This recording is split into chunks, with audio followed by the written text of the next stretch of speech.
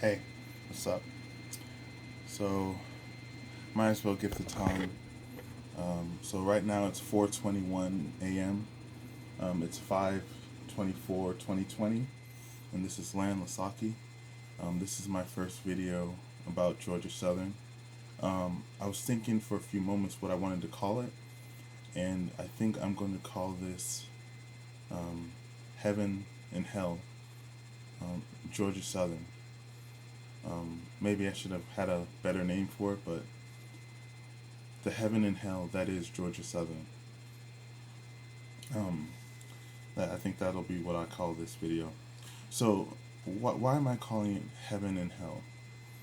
Well, that's because I believe it can fall into both categories depending on how you approach it and if you know what to do there or not. So, first off, let's start talking about Georgia Southern.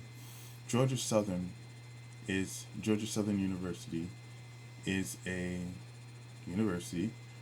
It's in primary headquarters is in Statesboro. Statesboro is basically a college town. Well, when I went there, it was. Um, Maybe it has grown, and maybe there has been more development that's not just related to college students. But essentially, it was a college town when I went there, and that was back starting in 2005. So there's like what um, 15 years since I first went there, and then what maybe like 13 years since I left there. So just to give a little bit of my story, um, I graduated high school in 2005.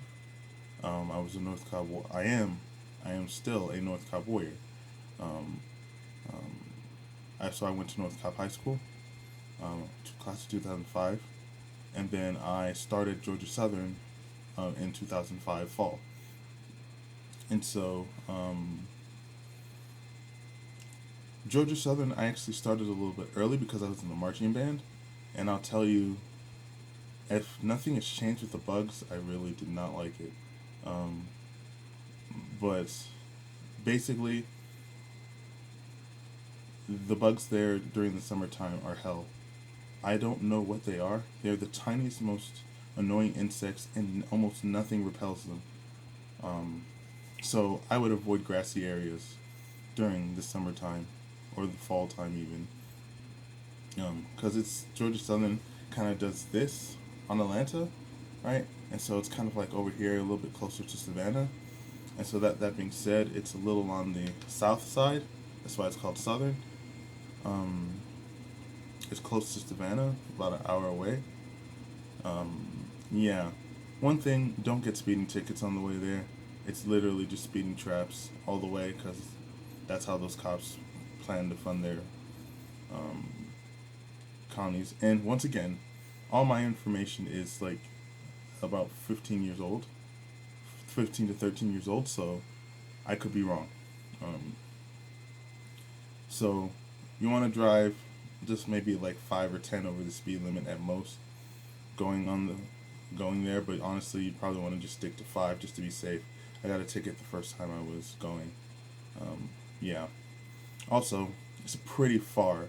So it's Georgia Southern's actually in a really sweet spot for a college student because it's far enough away from a home like where we are here, where your parents aren't gonna want to just jump in and just show up on you like all the time. But it's close enough to if they really need to, they can.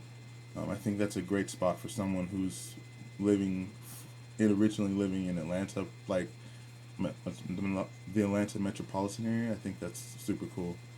Um, Sometimes having your parents around is useful, but a lot of time having the parents around is overbearing.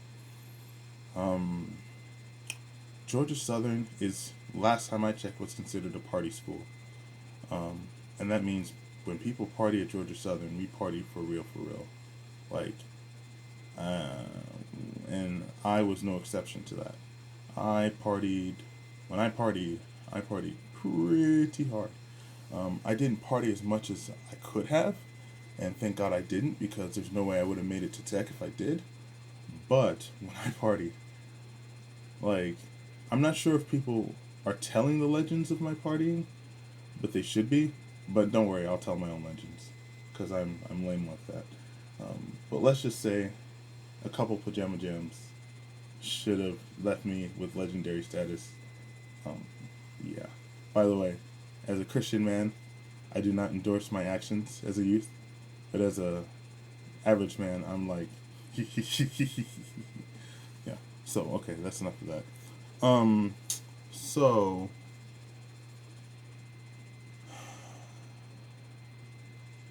what else? So Georgia Southern has programs that are not super hard.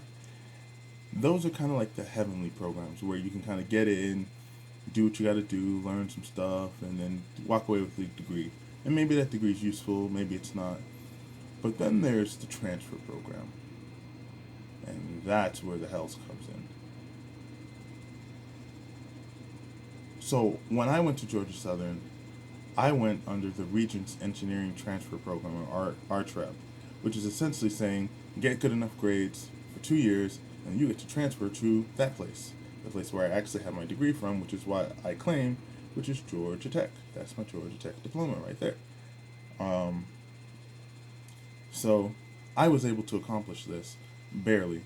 And when I say barely, I mean like there was a lady who said I couldn't do it, and I said, "You're wrong, lady. I can do it because I worked hard enough to do it." And I'll tell that story later. And I was right, and she was wrong. And I'm sure glad I fought for it because if I had listened to her, I would not have that thing right there. Um, yeah. So, but to accomplish this, see, so this is the real core of what I'm trying to express.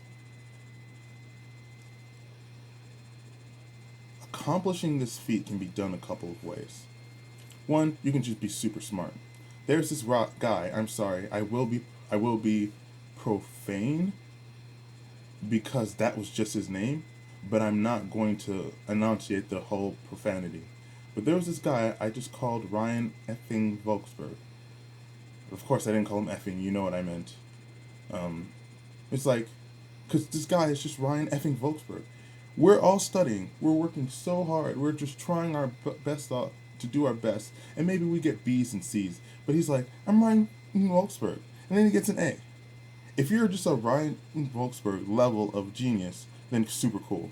Like if you're just that smart and you can just absorb information that well, then you can just walk through the program like it's nothing. I'm not that smart. Um, I needed a lot of help and mentoring, and I keep bringing up this guy named Jeremy because he literally changed the course of my life. I'll never forget him. I won't cry in this video because I've cried enough about it, but he saved me from the fate of failure. And the fate of failure probably wouldn't have been super terrible, but it wouldn't have been this great. Where literally I'm in my room, and the biggest problem that I had over the last, like, day or so was trying to figure out how to get my Nerf guns to work. Like, literally, I was just so stressed out because I couldn't get my Nerf guns to work. Oh my gosh, my poor me. Like, literally, I just dropped like $3,000. I bought myself a brand new laptop just for business purposes, and I don't give a F, right? Because because I'm gonna get another like 2.5 in like what 4 days, 2.5 thousand. So, right, and my bills are only like 800, maybe 1,200 at worst. So I'm gonna get another like 1,200 to play with in cash money, so I can spend everything now and I get it right back. That's how I'm living.